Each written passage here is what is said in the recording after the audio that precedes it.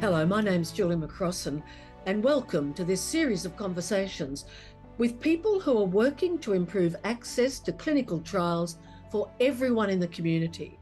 And this series is hosted by the GI Cancer Institute. In this episode, Christie Ah-Fa, Community Advisory Panel Member with the GI Cancer Institute, AGITG, is explaining why it's so important that everyone has equal access to clinical trials. And Christie's particular focus is multicultural communities because of her own family experience.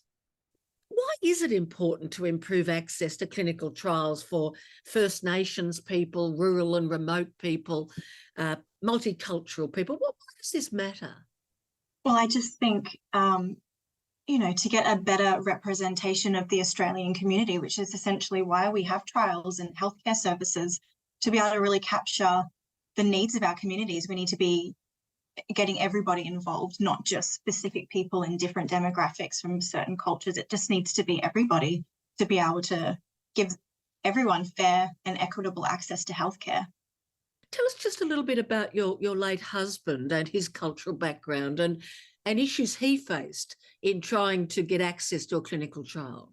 So my husband, Leigh, he was born in the Pacific Islands in Samoa and later moved to New Zealand and then Australia. With his prognosis not being great, we did look into clinical trials when his current line of treatment wasn't available anymore. And one of the biggest hurdles we faced, there was a couple of factors, but one of the biggest ones was actually finding current trials available to him for his specific cancer type. The next probably hurdle from that was interpreting the trial information, not having a medical background, either of us not having a medical background.